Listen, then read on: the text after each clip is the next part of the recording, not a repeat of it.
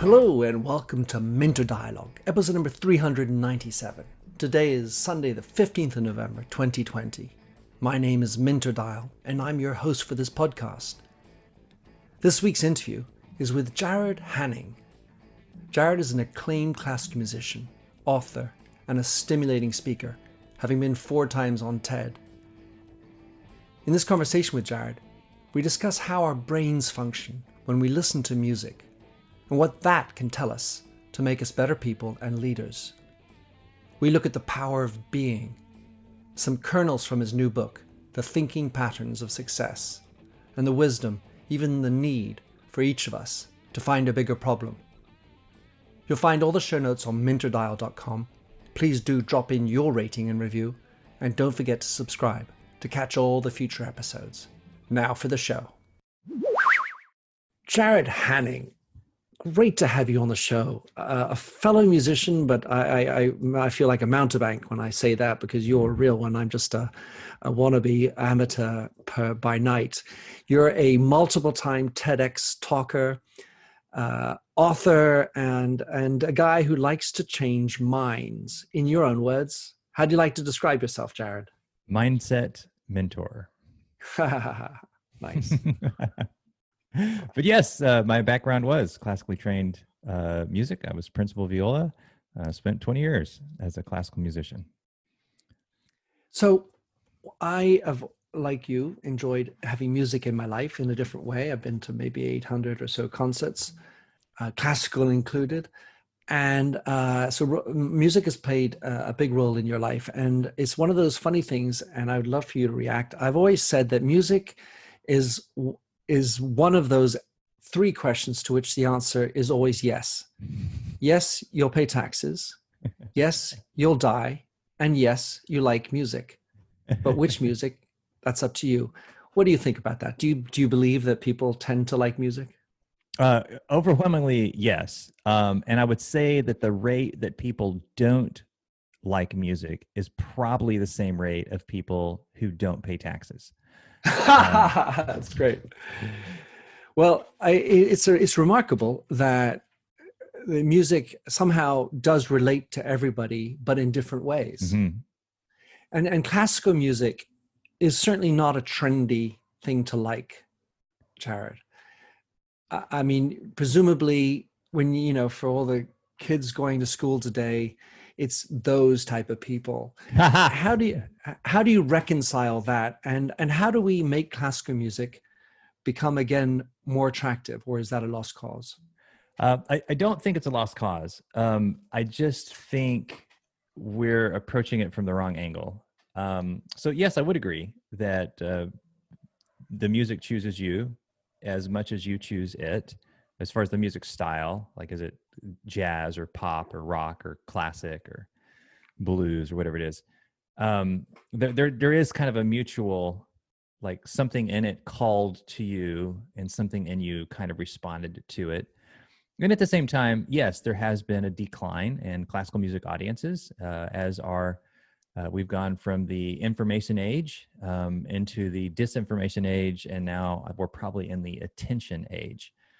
Regardless of whether or not the information is true or not, does it have your attention? And because of that, and our ever dwindling attention spans and the vast number of things that are competing for our attention, I mean, for crying out loud, just on this call, even though it's a simple Zoom screen with video, there's probably like 7 different places on the screen that Zoom has placed notifications to grab our attention. And because of that, yes, classical music is going to take a hit because contemporary music is candy. There's not a lot of depth or nuance to it. Your brain doesn't have to do any work to receive it. And classical music is more like vegetables. It's a slower, more subtle reward that you get. Now, how to save classical music, or at least how to save the public response to classical music, in my opinion, is similar to football. So I don't know on your side of the pond if you're talking about American football, of course. Yes, American football. But I'm curious on your side of the pond in your football that we call soccer, if you guys have tailgating, where people, when they go to the live game, there is a very large portion of them that never go into the arena. They sit in the parking lot, they watch the game on their TV, they have a barbecue and drinks with their friends in the parking lot while the game is happening. And for them, that is the game experience. And they think it's the greatest thing ever.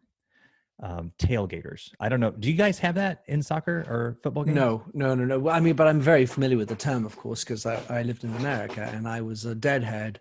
And let's say the pre-show time in the parking lot was quite instrumental in preparing me for the show. Yeah. Okay, good. Another great example, even in rock and roll concerts. Yes, there is the parking lot experience. In my opinion, that is what classical music is missing. Classical music is effectively a really expensive movie. When you go to the movie theater, you wait in line, you sit down, you don't talk to anybody, you watch the movie, you leave. When you go to the sporting event game, you talk to and engage with people all while you're walking in, even if they're rooting for the other team. Strangers, yes. The parking lot experience, right? And then sometimes you don't even make it past the parking lot experience. You sit there and you throw the ball around with strangers and you interact with strangers. And for you, you're at the game, even though you're not in the game. In my opinion, that is what classical music is missing. It's missing the tailgating pre-concert experience. And so it shows up to the public as kind of a really expensive movie, when football could be a really expensive movie. But what makes it different is the tailgating experience attached to it. And the other thing is you still need to fight for a freaking taxi when you get out of the theater to get home, because you don't bring the car to the tailgate to the classical concert. Yes. Yeah, good point. Good point. So you've been described otherwise as a Seth Godin of music, which of course is a wonderful compliment. And so talking about the stuff you do with your mindset, performance and everything, you talk about the knowledge of music and how it can help you to underscore how we are, how we react, the subconscious thoughts that we have. And I would love for you to explain the surprising power of music on the brain. Yes. So I gave several TEDx talks on this. Just Google my name in TEDx and you'll find them. But the short version is this. Whenever you are listening to music, three things are happening at the same time. And you can interchange music for sound. You could interchange that for language. When your brain is processing stimulus from the outside world, essentially, three things are happening. You have what's happening in the present moment, what's coming in, and then your brain is making a comparison to what recently happened. And at the same time, your brain is also making a comparison of what it thinks is going to happen next. All three of these activities are happening at the same time, which creates the illusion that they are the same thing. This process in the music world is called audiation.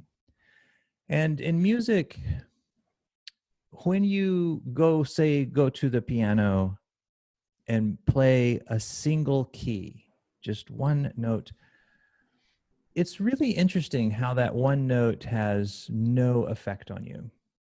It's just a sound. It's the key word here is a meaningless sound. But the minute you play a second note, that audiation process is kicked off, because now it has something to compare the first sound to. And based on that, it has something to make a prediction of what the third sound will be. And now your pleasure cycle is triggered depending on, was the prediction of the third sound correct? So you get rewarded for being right. Was it incorrect, but incorrect in a way that surprised you? So now you get to be surprised and you get that delight. Was it wrong? In which case now you're challenged to make a new prediction, because note after note after note. And this process is what creates the meaning for that individual sound. Without this process, without comparing the past and making a prediction of the future, all you're left is with a single sound followed by a single sound followed by a single sound, and a single sound by itself is entirely meaningless. Now, this gets really interesting though when you apply this to, say, language or stress or productivity or relationships, business development, because your brain's doing the same thing. In language, in communication, in relationships, your brain is hearing a word in the present while comparing it to a word that was recently spoken. That creates a context, and then making a prediction as to what word is going to happen next. And this whole thing happens at the same time.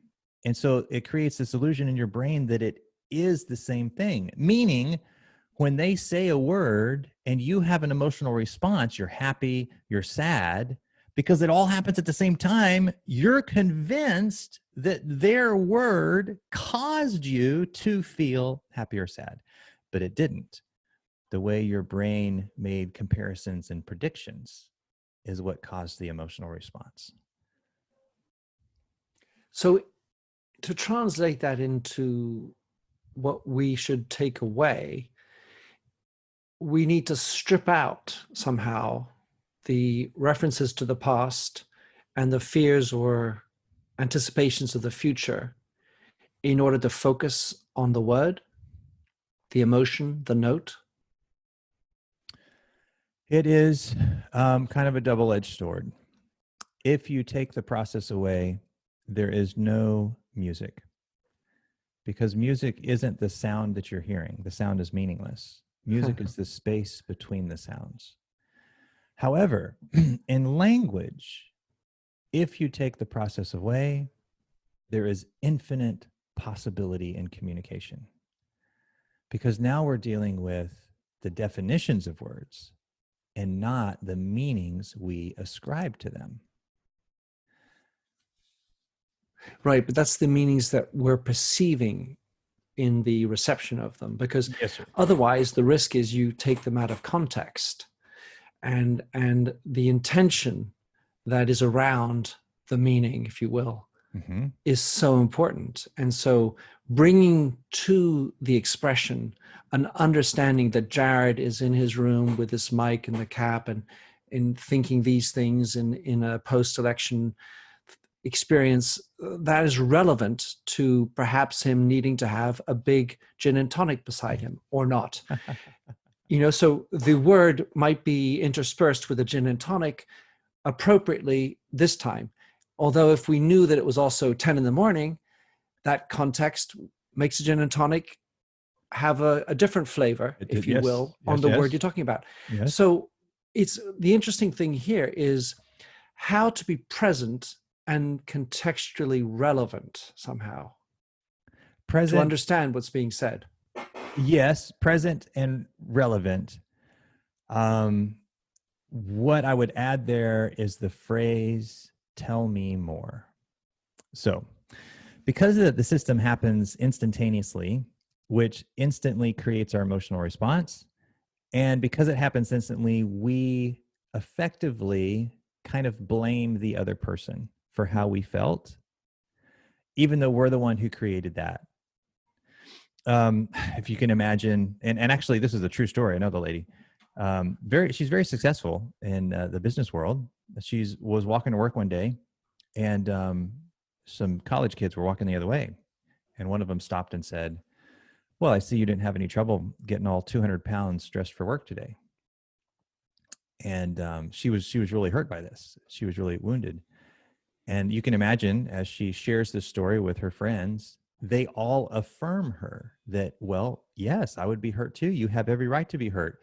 Those terrible, how could they do that? How dare they? And so like everybody agrees that 200 pounds should wound you emotionally. There's this societal agreement. But the definition of 200 pounds, what is it, like 3,200 ounces or something? I mean, Well, I'm not so good on the pounds, but over us in Britain, we think of that as a currency. But let's say it's around about 80 odd kilos, 80, 90 kilos maybe. okay, yeah. And so what is the definition of that? Well, it's a measurement. It's a unit. So should kilos be the cause of her suffering? Should pounds or ounces or grams?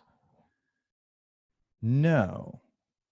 But that audiation process where it compares and predicts, and that's how it creates the meaning. So then, we have the chance to ask her, what did it mean to you? 200 pounds, 200 kilograms, whatever.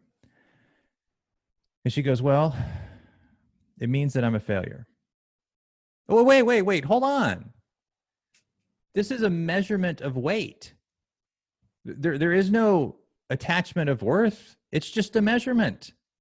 Ah, yes, but to her, it meant she attached that meaning to it. It means I'm a failure. It means I'm not attractive. It means I'm not beautiful. It means I don't deserve to be loved. It means I won't live a long life. It means that I give up too easy. It means that my husband won't be attracted to me as I get older. It means that I won't be able to exercise with my kids as I get older.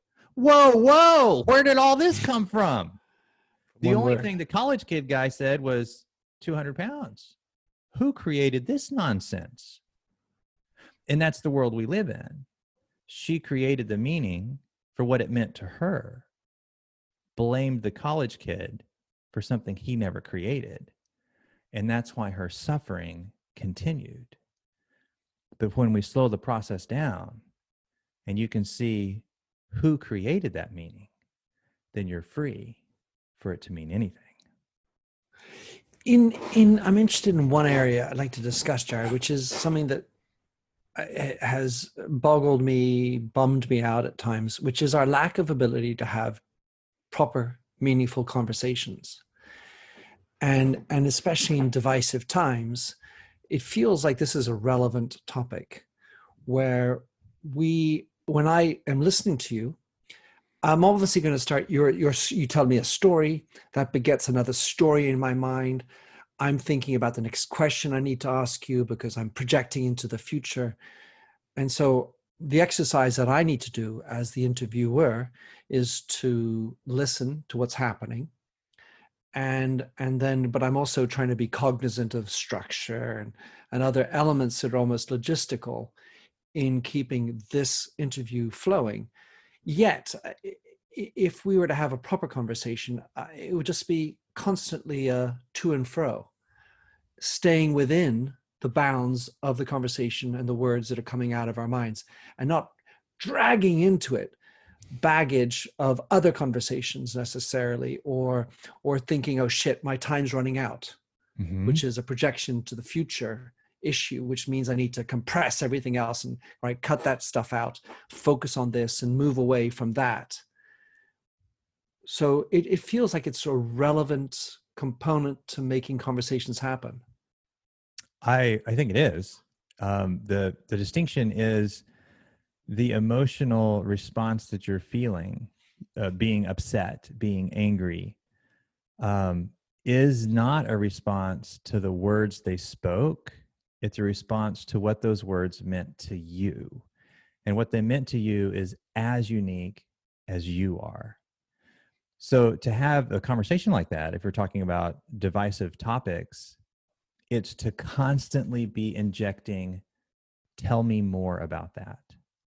They say something, it pisses you off. If you had a gun, you'd shoot them on the spot. Tell me more about that.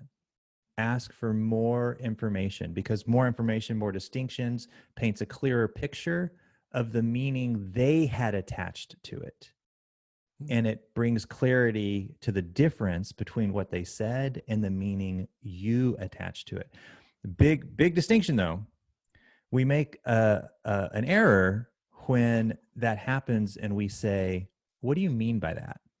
What do you mean by that? What do you mean by that? In Western culture, we believe that if there's a breakdown in communication, it was the speaker's fault for not using the right words and not explaining themselves well. So using the phrase in a Western culture, what do you mean by that? is an attack. It's a criticism of the speaker. Hey, I don't understand, but it's your fault that I don't understand. In Eastern cultures, Korea, Asia, China, when there's a breakdown in communication, their cultural belief is it was the listener's fault. The listener didn't work hard enough to understand the nuance of their message. So when you say, what do you mean in Europe or the United States, it's an insult. It's, hey, you didn't explain yourself well. Now, notice what happens in your life whenever you say, what do you mean, right? You're confused. It's a heated conversation, but you still kind of want to resolve it in a good way. And so you ask for clarification and you say, what do you mean by that?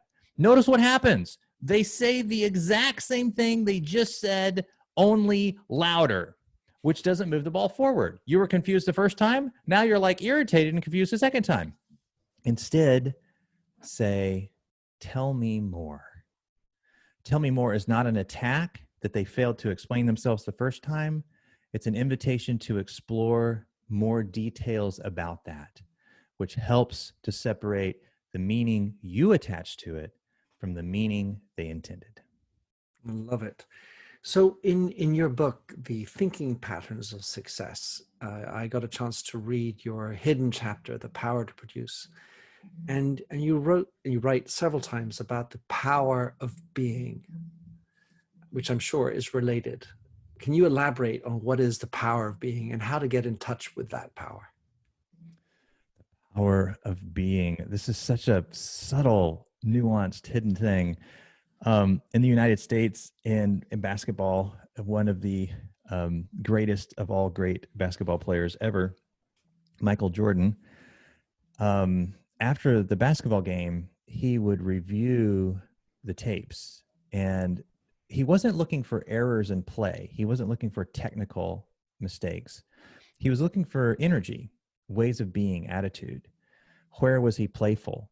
Where did he slip into carrying a grudge about another player?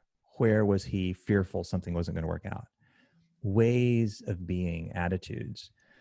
Because the way of being is what sponsors the meaning we give things.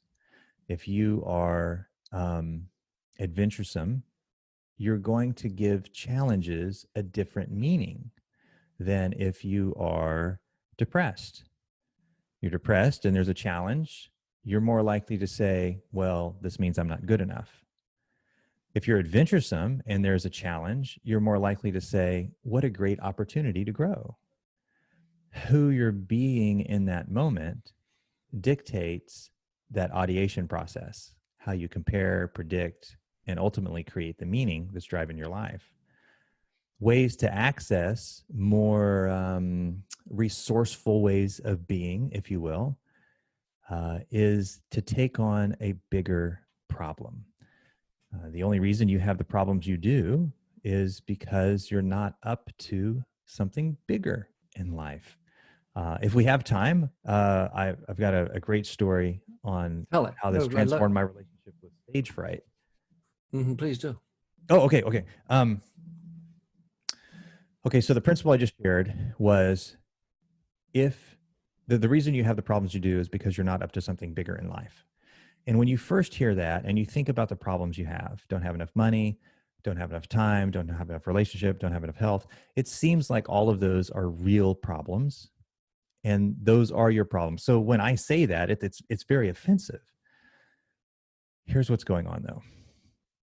When I was in classical music full-time, I also had full-time stage fright. For 99% of my career, well, maybe 95%, it wasn't. I did cure it early on. So the majority of my career, I would spend 6 months preparing for a solo, an audition, a recital, whatever it was. I would get up on stage and be so petrified, terrified. I'd be shaking. I'd be sick to my stomach. My head would be a fog. The moment that it mattered the most is when I was the least able to share. And music is nothing if not shared. This was a demoralizing process. I would leave the stage and want to sell my instrument, just get out and quit because I didn't want to go through that again. This is going on year after year after year. Now, when you're in that situation, people come to you with like well-meaning motherly advice. On the surface, it seems like a good idea. It seems like it should work, but it doesn't actually make a difference. Things like, well, just do your best. Well, don't worry about it. Well, imagine the audience in their underwear. Well, eat a banana before you go on stage. Well, be sure that you've practiced enough. The only reason you're nervous is because you haven't practiced enough. When all of those things actually make it worse. So I'm on stage now after decades of losing to stage fright, and symphony's playing, my solo's coming up, and I've got like 30 seconds, and it's starting to sit in, the stage fright, the panic, the anxiety. Only the years prior to this moment, I had been traveling and teaching about the musical secrets, about this process of ideation and meaning, about how taking on a bigger problem causes the current problems to disappear. And it had never crossed my mind to apply those principles to stage fright. And as I tell this story, I want you to think about the fear in your life. Maybe it's speaking in public. Maybe it's asking for a raise. Maybe it's having that hard conversation with your spouse. Maybe it's quitting your job and starting your own company. I don't know. But there I was in the throes of anxiety and stage fright. And I said, you know what? How about I just take my own medicine and do what I teach others, oddly enough, in this area. So I asked myself, why do I want to share this? So there's one question. Why? What do I care that the audience hears this solo? What do I care that I get to be the one to share it with them? Why is this important to me? Why do I want? And for whatever reason, that particular passage of music spoke to me about the felt experience of being loved. And so I decided in that moment that I was going to be up to the business of my audience having the felt experience of being loved. This is something I had never done before. Up until this point, I was trying to get the notes right, not make mistakes, play my best, play good music, share good phrases. I was chasing perfection effectively. And perfection doesn't exist, because the closer you get to it, the more you realize how far away you are from it. There is no point in time that you can say, aha, this was perfect. So there I was with this new challenge that I had never done before. And my solo starts and my brain fires off the network. You might miss this note. And I had to say, that's okay. I really don't care if I missed the note, because I'm no longer playing that game. I'm not about trying to get the notes right, trying to play perfect, trying to not make any mistakes, trying to do my best. I'm up to something different. I am about the business that my entire audience would have the felt experience of being loved. I am standing for that possibility. And then the next note would come and my brain would fire off the network. This is kind of a hard shift. You might miss it. I said, that's okay. I am not in the business of trying to get all the notes right and play perfect and do my best. I'm in the business of what's possible in my audience's life. With every single note, I had to recommit myself to what was possible in their life. This was taxing. This was exhausting. I had never done this before. At the end of the solo, I had played better than I had ever played under pressure in my life. But the real victory is that when it was over, I had felt better than I had ever while playing a solo, and I couldn't wait to do it again, because I took on a bigger problem. In your life, if you are struggling with your relationship with your teenage son or your teenage daughter, the reason you're having that problem is because you aren't up to something bigger in life. So rather than trying to fix your teenage son or daughter, go on Facebook and announce to the world that you are writing the book on success with teenagers. It'll be out in 3 months. And go to work writing the book. Solve that problem for everyone else who's experiencing it. Yes, I'm asking you to sit down and write, even when you don't have the answers, even when you have no idea what to say. I'm asking you to step into a higher level of resourcefulness where you are willing to be the paths that the message flows through. And by doing that, you will find yourself accessing a much greater level of wisdom and resourcefulness because you took on a bigger problem. I love it. I like to parallel bigger problem with purpose. And in business, the thing that I tend to want to drive within the performance mindset is dedicate yourself to doing something for others, and hopefully profit to you shall be the benefit at the end of the day, but it can't be the other way around. And so doing something bigger, how does one know, do you need to have ambition within that seeking of a bigger problem? And is everybody able to embrace a bigger problem? In my opinion, taking on a bigger problem is not related to being ambitious. It's related to accessing a higher level of thinking. If you're sitting in a nonprofit and you guys are like, oh my gosh, if we don't raise an extra $10,000 this month, we're sunk. And you're in that room, you're going to be coming up with ideas that may or may not get you to 10,000. You might come close. Well, we could do this, we could do that. Yeah, we could try all that. Instead, if that's your problem, go down the road to the nonprofit that is currently sitting in the room going, crap, if we don't come up with 100,000 this month, we're sunk. And listen to how they solve that problem. Real quickly, you'll find out that your solutions won't get you to 100, but their solutions will get you to 10 a whole lot easier. It's not about ambition. It's just pragmatically speaking, it works when you're thinking on a higher level.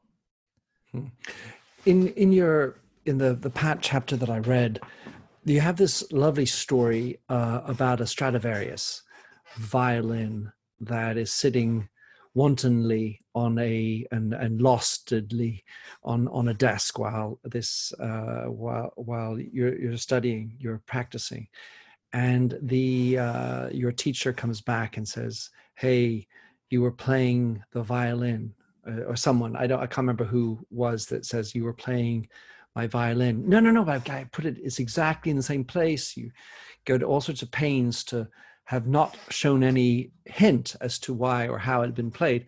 And yet, and it comes back and says, it shows that, well, how both the bow and the Stradivarius are organic things. And where it sent me in my mind was how psychedelics are a brilliant way to remind you how small you are and how everything, even inanimate, is moving.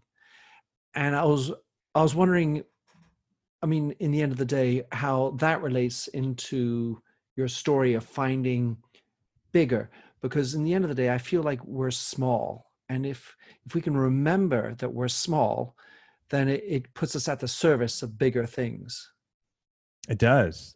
And I think, so the story with the violin is kind of how wood and metal absorbs an energetic fingerprint, and how the master can pick up their instrument after the student has touched it in secret, and the master is aware that the energetic fingerprint of the instrument has shifted a little bit. When I was teaching music lessons back in the day, I could get their instrument and play on it. And that told me a lot about how they were practicing at home and what they were doing with their instrument at home, depending on how much of a fight the instrument put up to produce certain tones or certain pitches. If I kind of like wrestled it into submission, eventually the instrument would start resonating with those tones and submissions.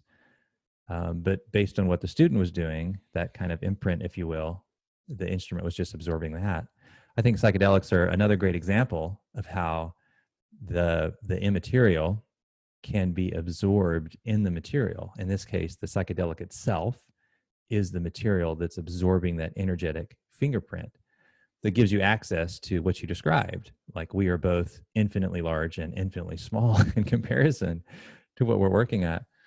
So how do you tap into that, and what's the utility of tapping into that? In my opinion, the utility of tapping into that is it allows you to find out what you're really capable of, and it allows you to make the difference that life is calling you to make. Gandhi, some people don't know this, but before he was Gandhi, the guy that unified an entire nation divided in civil war, he was a lawyer in England, and he was a terrible lawyer. On his first case, he fled the courtroom because he was terrified of speaking in public. On his second case, he gave the money back to his client and told him, "I'm terrified of speaking in public. I can't represent you." So he fails as a lawyer because he was terrified of speaking in public. Now you gotta wonder, like, what happened? What Because the Gandhi that we knew on the scene, fear of public speaking, that didn't even exist in his world. So like, what took him from terrified to it didn't even exist? Well, did he read a book on public speaking? Did he go to a powerful tips on public speaking presentation seminar? No, because those things keep you in the world where it exists. You're just dealing with it differently. Gandhi, it wasn't even a blip on his radar. So here's what happened. He leaves England. He goes to South Africa, hangs out a shingle there. He's going to try, maybe I'll succeed in law here. While he was in South Africa, he noticed that his countrymen, the people of India, were horribly oppressed. And he decides that he's going to be up to the business of peace in India. He said, there will be peace in India because I said so. Now, how outlandish is that? Nobody equipped him, trained him, knighted him, asked him, sponsored him, empowered. No, he just took it upon himself. There will be peace in India because I said so. Now, here's the deal. When you are about the business of peace for an entire country, speaking in front of 2 million people doesn't even show up on your radar.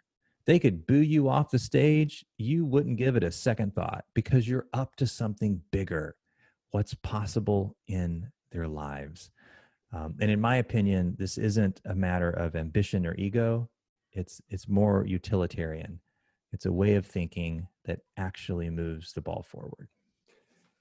I'm guessing that some people who are listening, Jarrod, would be somewhat looking at, well, there's a risk in doing that. You're not guaranteeing making money to buy me the food on the table. And somehow, whether it was your movement in that fight that you described, that sort of tango between making it perfect and the feeling of love, the business of feeling of love, you have to have courage to let go of the need to be perfect. Or because we're dealing with fear. And if there is one definition of fear that I seem to stick with, which is doing so in light of the fear, in knowledge of that fear. That is, for me, the definition of courage. And so how does that work in? Because what I'm trying to get to is, yeah, nice words. I'd really like to do that. I'm going to bring peace to the world, whoops. But in order for me to action that, well, I have to give up probably a few things in order for that to happen. I may no longer have a livelihood. I may even, divorce my family because I will be so invested in saving the world, I no longer have peace at home. So Agreed. Talk me through the risk-taking and the courage component to go for the bigger problem. Agreed on all fronts. Yes, certainly with courage. Many people have this idea in their head that courage is the absence of fear. But it's not. Courage is the recognition that just because you feel afraid doesn't mean it's dangerous. And even if it is dangerous, that doesn't mean it's what matters most. Courage is the choice to feel afraid and take action anyways. That is courage. And because it's a choice, it is something that anybody can do. Now, I like what you said, where this concept of taking on a bigger problem, kind of hacking that audiation in their minds, if you will. It sounds like in order to do that, you have to be willing to fail. You gotta be willing to screw it up. You gotta be willing to do that. It certainly sounds that way on the surface. What I would propose, though, is taking on something bigger is what makes it possible for you to let go of the little things that are tripping you up. I was backstage at a TEDx event, and one of the speakers is in a throw of stage fright. And so when you're in that situation, people are coming by to give you well-meaning advice. And I don't know if you can imagine what that is for you, whether you've been wanting to quit your job or write your book or start the summer camp for kids or whatever it is. And even though you might care about that project, there's this wall that seems to be resisting you. So here she is wanting to give this speech on stage, and there's this wall, this stage fright, if you will, that's pushing back and resisting her. So I was able to separate her from all the well-meaning and bad advice and just do what works, right? So I asked her, why do you want to give this talk? And she goes, because when this happened to me, I felt delighted. Instantly, her countenance changed. Instantly. You could tell she had stepped back into that moment of time that was meaningful. It's like, okay, how do you want the audience to feel while you're giving this talk? She goes, I want them to feel delighted too. Whole nother level of delight sweeping across her face. And I said, many times we launch an endeavor, giving a speech or writing a book, and we play this game of withholding from ourselves. We say, after I give the perfect speech, I'll give myself permission to feel happy with myself. After I write the perfect book, I'll give myself permission to feel like I matter. Is it technically possible, like just technically possible, that you could give yourself permission to feel delighted now, before and without going on stage? To feel delighted for no reason at all? She goes, yeah, that's technically possible. I say, okay. Would you though? Like, are you that kind of crazy? Would you do something ridiculous like that? She's like, yeah, I am that kind of person that would do something like that. I kind of am. I say, okay. When? And as you can imagine, she went on stage, gave the talk of her life, felt great while she was doing it, and the audience felt delighted.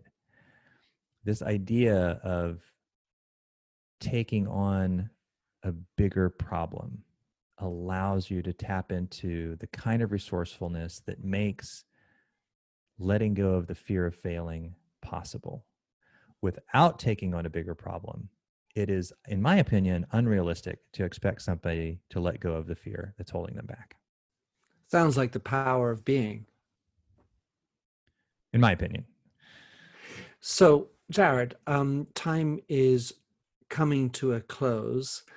Your new book, The Thinking Patterns of Success, give us a little précis as to the remarkable work on which it's based with Hartman and his Nobel-nominated thoughts, if you will. Yes.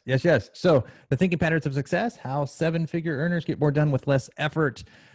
We not only map out the actual thinking patterns of highly successful entrepreneurs, but you are able to go in to learn how that mapping is done.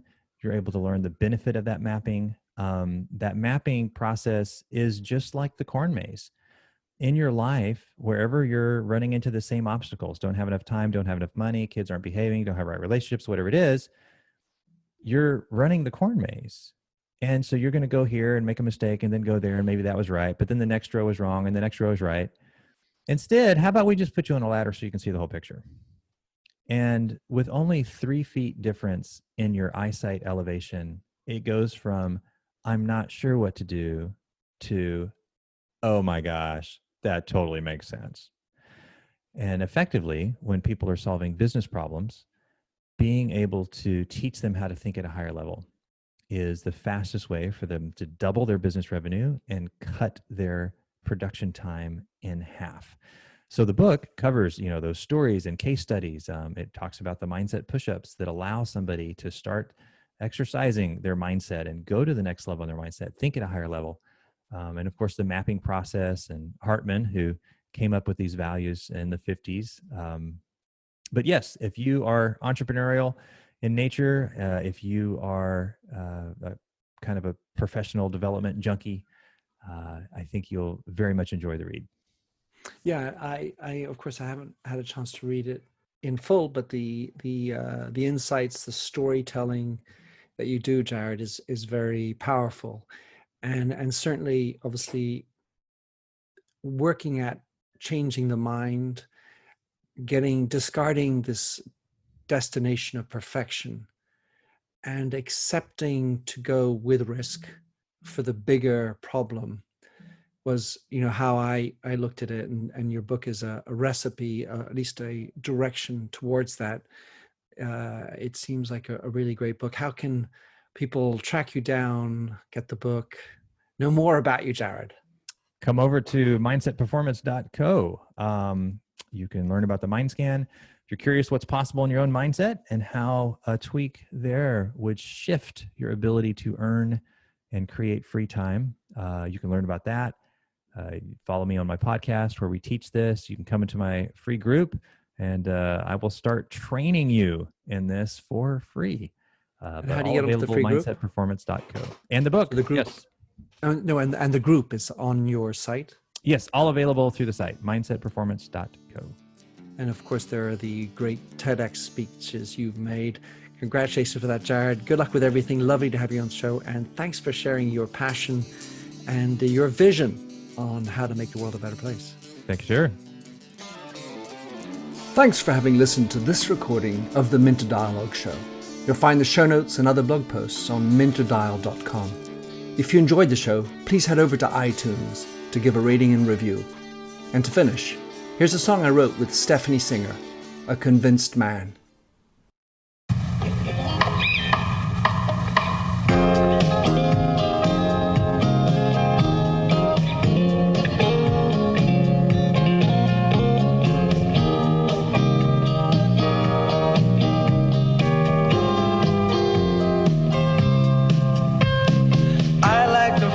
A stranger tucked around me, precipitating the danger to feel free. Trust is the reason, still I won't toe the line. I sit here passively, hope for your respect, anticipating the thrill of your intellect. Maybe I tell myself there's no use in me lying. I'm a convinced man, building an urge. I'm a convinced man, to live and die submerged. A convinced man, in the arms of a woman. I'm a convinced man, challenge my fate. I'm a convinced man, competition's innate. A convinced man, in the arms of a woman. Despise revenges and struggle to see. Live for the challenge so life's not incomplete. What's wrong with challenge? I know soon we all die.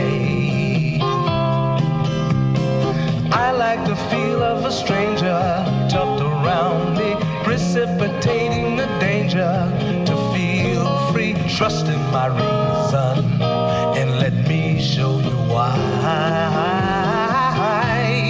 I'm a convinced man, practicing my lines.